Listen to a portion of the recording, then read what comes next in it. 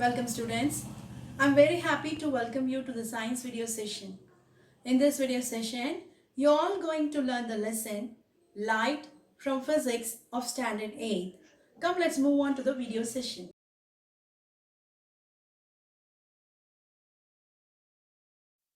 Light and interaction.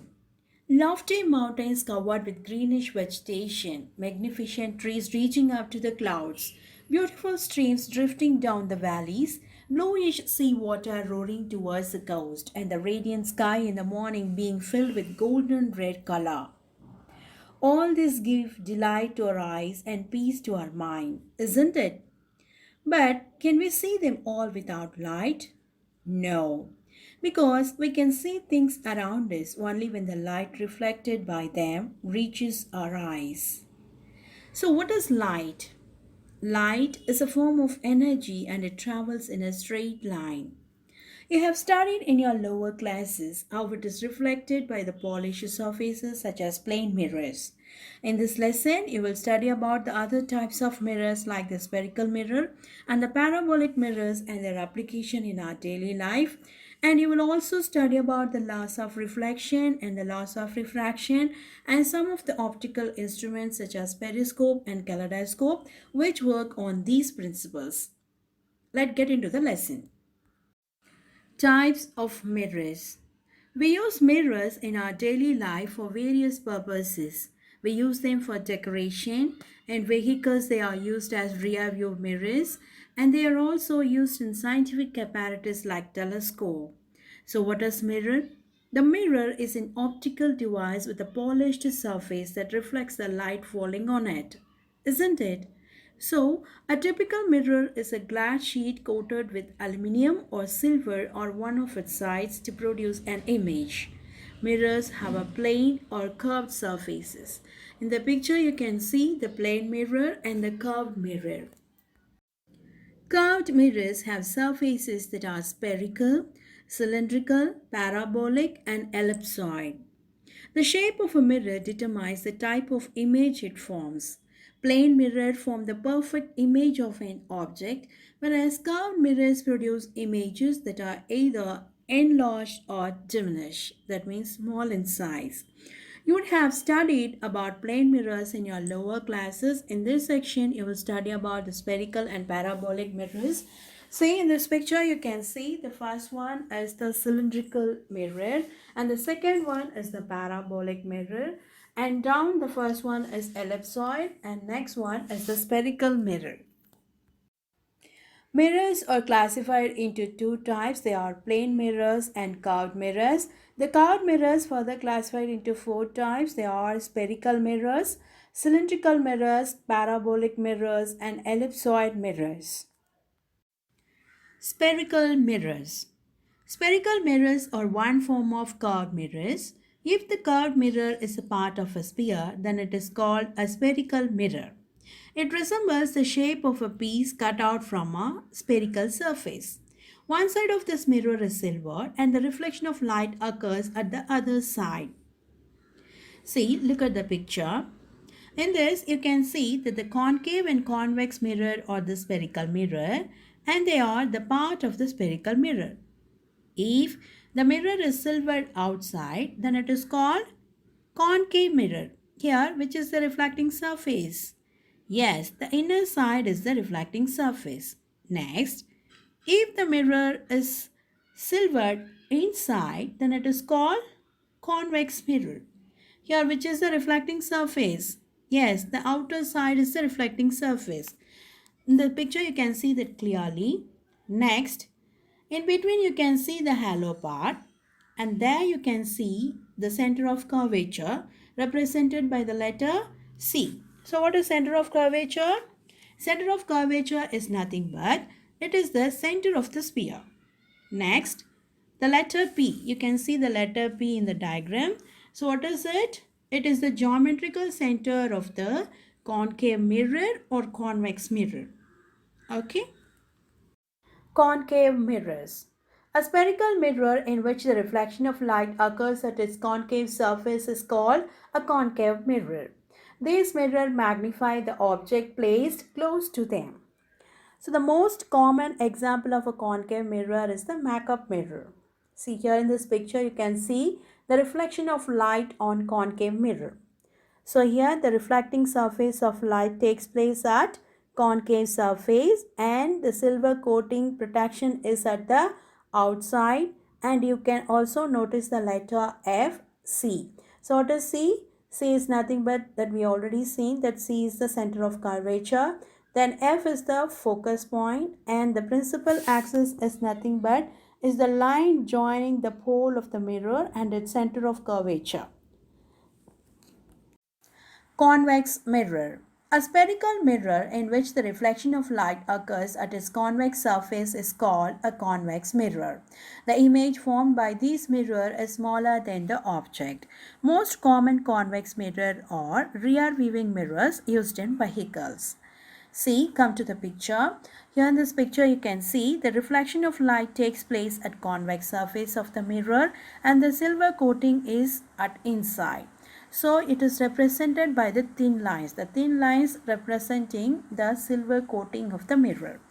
Next, the letters C and F that we already learned, that C is the center of curvature and F is the focus and the principal axis. Parabolic mirrors. A parabolic mirror is one type of curved mirror which is in the shape of parabola. What is parabola? Parabola is a curve where any point is at an equal distance from a fixed point, and it has a concave reflecting surface, and this surface directs the entire incident beam of light to converge at its focal point. So here in this picture you can see the focus point of all rays. Next, in the same way, the light rays generated by the source placed at this focal point will fall on the surface and they will be diverged in a direction which is parallel to the principal axis. Okay, so hence the light rays will be reflected to travel a long distance without getting diminished. So parabolic mirror, also known as parabolic reflectors, are used to collect or project energy such as light, heat, sound and radio waves. They are used in refracting telescopes, radio telescopes and parabolic microphones. They are also used in solar cookers and solar water heaters because it's converging all the heat at a point. Terms related to spherical mirrors. In order to understand the image formation in spherical mirrors, we need to know about some of the terms related to them. The first one is the center of curvature. What is the center of curvature? As we already know, it is the center of the sphere from which the mirror is made, and it is denoted by the letter C in the ray diagram. A ray diagram represents the formation of an image by the spherical mirror. Next, the pole. What is pole?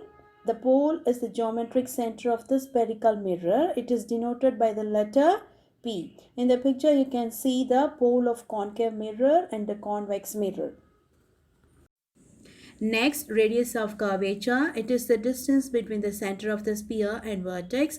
It is shown by the letter R in ray diagram. The radius of curvature is shown in the picture. Next, the principal axis. It is the line joining the pole of the mirror and its center of curvature. Okay, so you can see the principal axis in the picture. It is joining the letter P and the C. So what is C here? The C is the center of curvature and P is what? The pole. Focus. When a beam of light is incident on a spherical mirror, the reflected rays converge at or appear to diverge from a point on the principal axis. This point is called the focus or principal focus. It is also known as the focal point. It is denoted by the letter F in ray diagrams. Now come to the diagram. In concave mirror, all the reflected rays are converging at the point. That point is called the focal point. It is denoted by the letter F. And where is F? It is in the principal axis. Next, convex mirror. In convex mirror, all the reflected rays appear to diverge from a point on the principal axis. What is that point? That is called the focal point. It is denoted by the letter F. Next, the focal length. The distance between the pole and the principal focus is called the focal length of a spherical mirror. So focal length is equals to radius of curvature divided by 2, or otherwise Radius of curvature is equals to 2 into focal length, isn't it? Problems related to radius of curvature and focal length. Problem 1. The radius of curvature of a spherical mirror is 20 centimeter. Find its focal length. So what is the formula to find out the focal length? It is radius of curvature divided by 2. What is the radius of curvature here? It is 20 centimeter. Substitute the value in the formula. So 20 by 2 is equals to 10 centimeter. Next, the problem 2. The focal length of a spherical mirror is 7 centimeter. What is the radius of curvature? So how to find out the radius of curvature from the focal length formula? So radius of curvature is equals to 2 into focal length. So what is focal length here? It is 7 centimeter. So 2 into 7 is equals to 14 centimeter. Images formed by spherical mirrors. Image formed by spherical mirrors are of two types. One is real image and another one is visual image. Real image can be formed on a screen, while visual images cannot be formed on a screen. Image formed by a convex mirror is always erect, visual, and diminished in size. As a result, images formed by these mirrors cannot be projected on a screen. In the picture, you can notice that the convex mirror forms a visual image which is erect and diminished in size, and the concave mirror forms real image which is inverted and diminished when compared to object. Concave mirror forms different size of images, and it also produces visual image when the object is very close to the mirror. Nature of the image in plane, concave and convex mirror. First one, in plane mirror, the image formed is always virtual and upright. That means erect image. And what about the size? Image formed is of the same size as that of the object. Next, in concave mirror, it is real image except when the object is very close to the mirror. So it is inverted when the image is real and it is upright when the image is visual. And what about the size? It is enlarged for certain position and diminished for others. In convex mirrors, always the image will be visual and upright and the size of the image is diminished. Image formed by convex mirror. In the case 1, when the object is far away, that means at infinity, the rays of light reaching the convex mirror are parallel to each other. So as a result, we are getting the image at F, that means behind the mirror, and the image formed is highly diminished, visual and erect. Highly diminished means it's small in size, and visual means which cannot be focused on the screen. Okay, we cannot focus this image on the screen. Then erect means it is upright. Okay, so here where is the object? The object is in front of the convex mirror.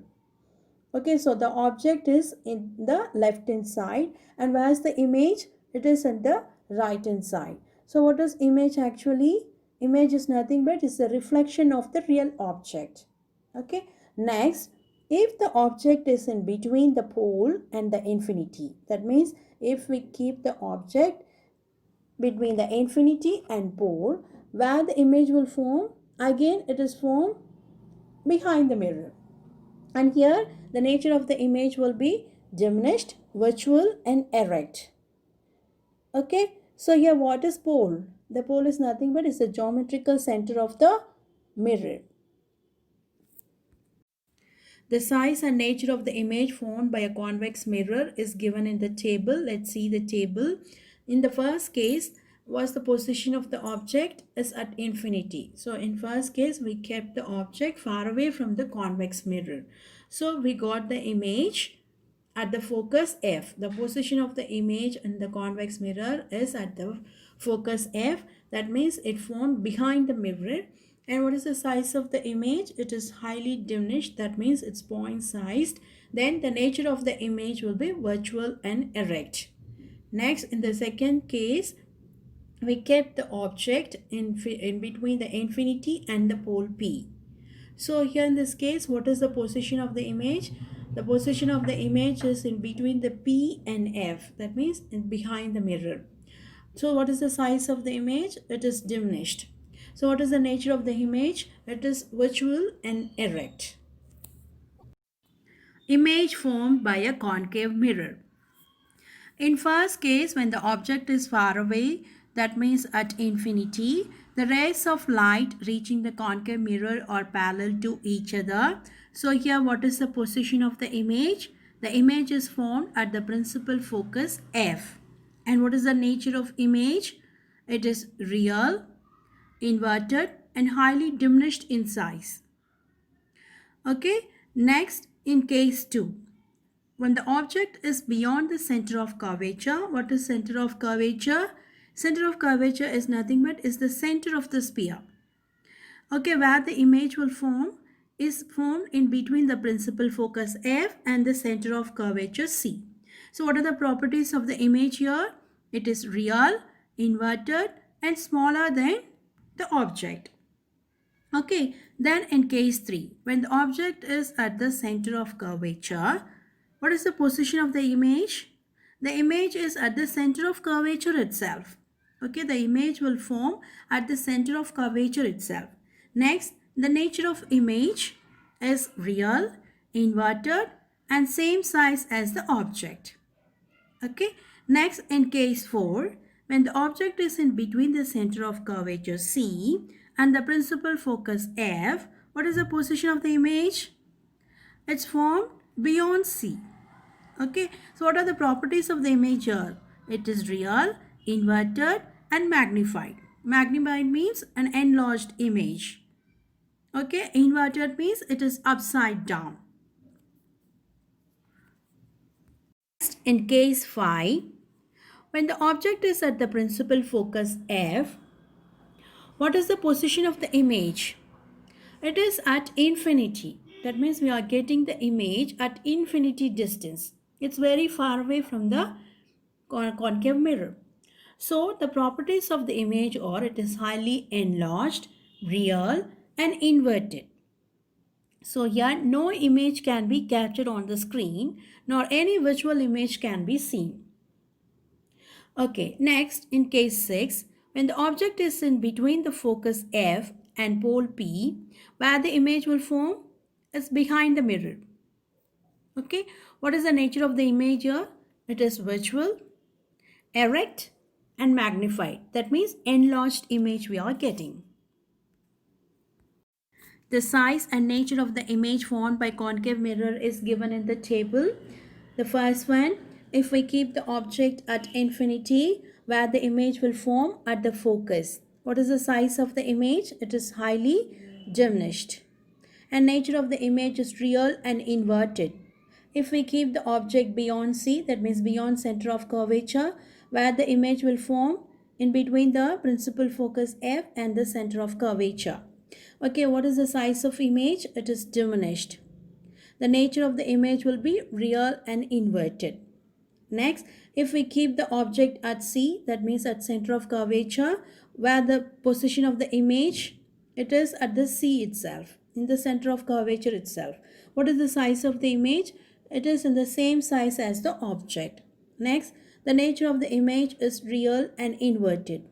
Next, if we keep the object in between C and F, where the image will form, it will form beyond C. The size of the image will be enlarged and the nature of the image is real and inverted. Next, if we keep the object at F, where the image will form at infinity. That means we cannot focus the image on the screen. Next, the size of the image is highly enlarged.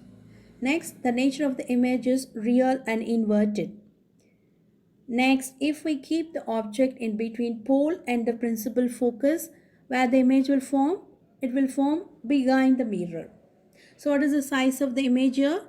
It is enlarged and the nature of the image is virtual and erect. Students, you will study about the ray diagrams of concave and convex mirror in your next class in detail. Next, we are going to see the application of curved mirrors. First one, concave mirrors, the application of concave mirrors. Concave mirrors are used while applying makeup or shaving as they provide a magnified image. And they are used in torches, searchlights, and headlights as they direct the light to a long distance. They can collect the light from a larger area and focus it into a small spot, hence, they are used in solar cookers. And they are used as head mirrors by doctors to examine the eye, ear, and throat as they provide a shadow free illumination of the organ. They are also used in refracting telescopes. Application of convex mirrors.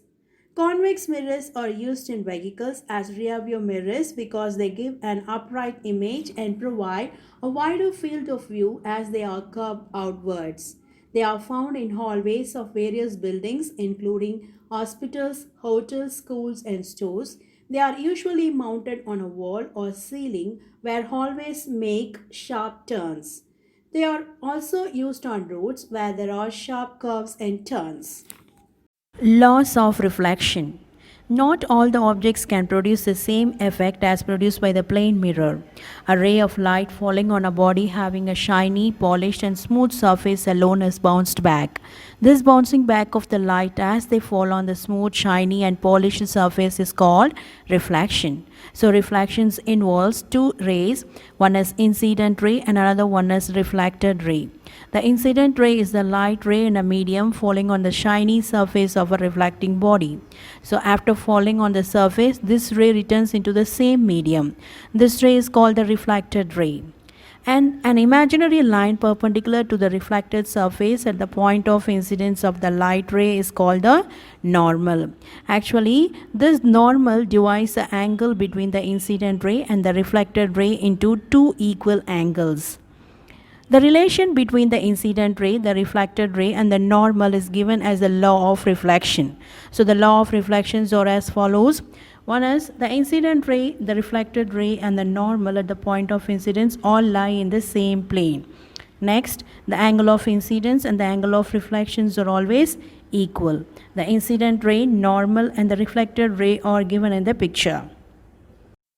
Types of reflection. You have learned that not all bodies can reflect light rays. The amount of reflection depends on the nature of the reflecting surface of a body. Based on the nature of the surface, reflection can be classified into two types. They are regular reflection and irregular reflection. Regular reflection. When a beam of light, that means a collection of parallel rays, falls on a smooth surface, it gets reflected. After reflection, the reflectant rays will be parallel to each other. So, here the angle of incidence and the angle of reflection of each ray will be equal. Hence, the law of reflection is obeyed in this case and thus a clear image is formed. This reflection is called regular reflection or specular reflection. Example, reflection of light by a plane mirror and reflection of light from the surface of still water. The image of still water you can see in the picture. Irregular reflection. In the case of a body having a rough or irregular surface, each region of the surface is inclined at different angles. When light falls on such a surface, the light rays are reflected at different angles, isn't it? So in this case, the angle of incidence and the angle of reflection of each rays are not equal. Hence, the law of reflection is not obeyed in this case, and thus the image is not clear. Such a reflection is called irregular reflection or diffused reflection. Example, the reflection of light from a wall and the reflection of light from the surface of wavy water. Multiple reflections. Let's do an activity to know the multiple reflection. It's simple. Take two plane mirror and keep them perpendicular to each other. Place an object in between them as shown in the picture. Here in the picture, a bottle is placed in between the two perpendicular plane mirrors. So here you can see the images of the object. So how many images do you see in the mirror? You can see 3 images. How is it possible to have 3 images with 2 mirrors? In this activity, you observe that for a body kept in between 2 plane mirrors, which were inclined to each other, you can see many images. This is because the image formed by one mirror acts as an object for the other mirror. The image formed by the first mirror acts as an object for the second mirror, and the image formed by the second mirror acts as an object for the first mirror. Thus, we have 3 images of a single body. This is known as multiple reflection. This type of reflection can be seen in showrooms and saloons. The number of images formed depends on the angle of inclination of the mirror. If the angle between the two mirrors is the factor of 360 degree, then the total number of reflections is finite. If theta is the angle of inclination of the plane mirrors, the number of images formed is given by the formula 360 degree divided by theta minus 1. As you decrease this angle, the number of images formed increases. When they are parallel to each other, the number of images formed becomes infinite. The infinite images you can see in the picture. Kaleidoscope. It is a device which functions on the principle of multiple reflection of light to produce numerous patterns of images. It has two or more mirrors inclined with each other. It can be designed from inexpensive materials and the colorful image patterns formed by this will be pleasing to you. So this instrument is used as a toy for children. Periscope. It is an instrument used for viewing bodies or ships which are over and around another body or a submarine. It is based on the principle of the law of reflection of light. It consists of a long outer case, and inside this case mirrors or prisms are kept at each end, inclined at an angle of 45 degrees. Light coming from the distant body falls on the mirror at the top end of the periscope and gets reflected vertically downward. This light is reflected again by the second mirror kept at the bottom, so as to travel horizontally and reach the eye of the observer. In some complex periscopes, optic fiber is used instead of mirror for obtaining higher resolution. The distance between the mirror also varies depending on the purpose of using the periscope. Uses of periscope. It is used in welfare and navigation of the submarine. In military, it is used for pointing and firing guns from a bunker. Photographs of important places can be taken through periscope without trespassing restricted military regions. Fiber optic periscopes are used by doctors as endoscopes to view internal organs of the body. Refraction of light. We know that when a light ray falls on a polished surface placed in air, it is reflected into the air itself. When it falls on a transparent material, it is not reflected completely. But a part of it is reflected and a part of it is absorbed, and most of the light passes through it. Through air, light travels with the speed of 3 into 10 to the power of 8 meter per second. But it cannot travel with the same speed in water or glass because optically denser mediums such as water and glass offer some resistance to the light rays. So light rays traveling from a rarer medium like air into a denser medium like glass or water are deviated from their straight line path. This bending of light about the normal at the point of incidence as it passes from one transparent medium to another is called refraction of light. When a light ray travels from the rarer medium into the denser medium, it bends towards the normal, and when it travels from the denser medium into the rarer medium, it bends away from the normal. You can observe this phenomenon with the help of an activity. Take a glass beaker, fill it with water and place a pencil in it. Now look at the pencil through the beaker. Does it appear straight? No, it will appear to be bent at the surface of the water. Why?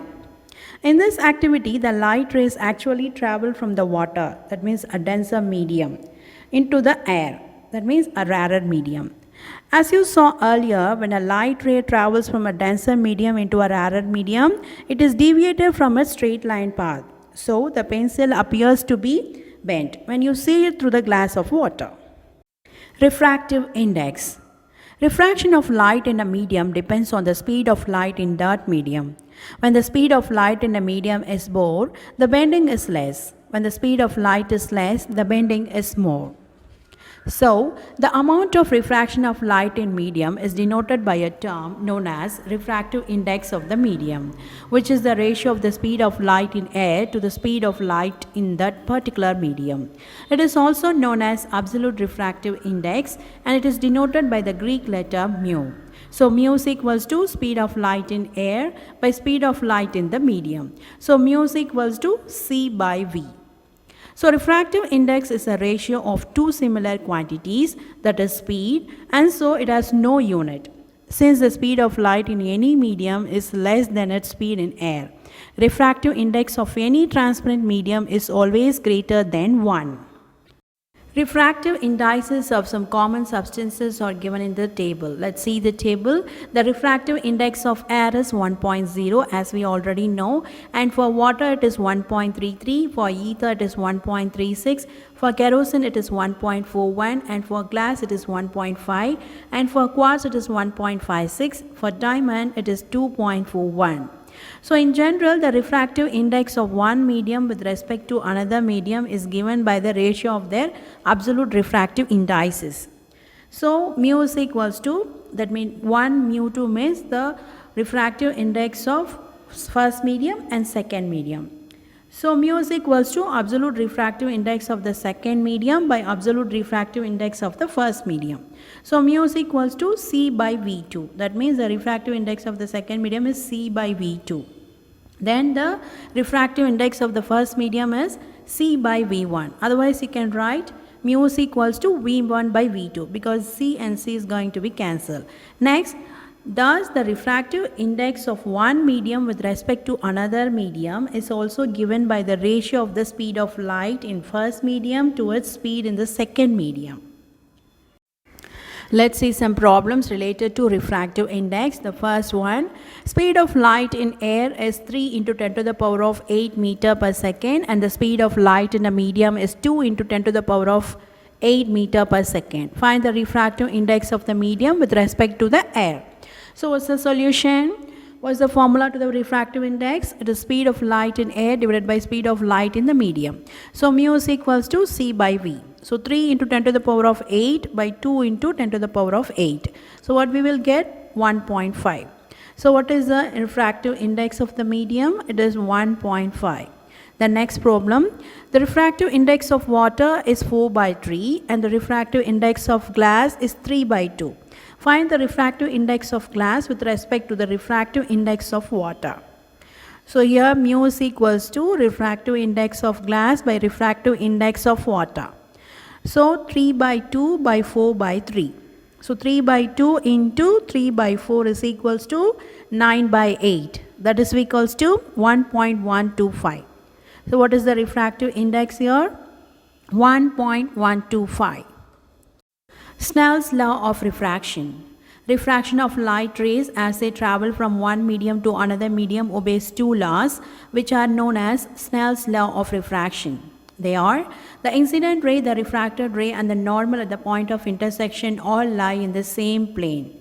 The ratio of the sine of the angle of incidence I to the sine of angle of refraction R is equal to the refractive index of the medium, which is a constant. So sine I and sine R is equals to constant, that is denoted by the letter mu. Now look at the diagram. Here the light is traveling from the air to liquid. The incident ray, refracted ray and the angle between the rays are shown in the picture. So theta 1 is the angle between the incident ray and the normal, and theta 2 is the angle between the refracted ray and the normal. So in terms of speed of light, sine theta 1 by sine theta 2 is equals to n2 by n1. Dispersion. Now we are going to understand the dispersion by an activity. First we are going to place a prism on a table and we are going to keep a white screen near it. Now with the help of a torch, we are going to allow the white light to pass through the prism. What do we observe? We can observe that white light split into 7 colored rays, namely violet, indigo, blue, green, yellow, orange and red. In short, it is VIBGYOR on the screen. Now we are going to place another prism in its inverted position between the first prism and the screen. Now what do we observe? We can observe that white light is coming out of the second prism. In the activity, you can see that the first prism splits the white light into 7 colored light rays and the second prism recombines them into white light again. Thus, it is clear that white light consists of 7 colors. You can also recall the Newton's disk experiment which you studied in 7th standard. Splitting of white light into its 7 constituent colors on passing through a transparent medium is known as dispersion of light. Why does dispersion occurs? It is because light of different colors present in white light have different wavelength and they travel at different speeds in a medium. You know that refraction of light ray in a medium depends on its speed. So, as each colored light has a different speed, the constituent colored light are refracted at different extents inside the prism. Moreover, refraction of a light ray is inversely proportional to its wavelength. Thus, the red colored light, which has a large wavelength, is deviated less, while the violet colored light, which has a short wavelength, is deviated more. Do you know the formation of rainbow is an example of dispersion of white light? This can be seen on the opposite side of the sun. After a rainfall, large number of droplets still remain suspended in the air. When white light passes through them, it is split into 7 colors. So dispersion of white light from a large number of droplets eventually forms a rainbow.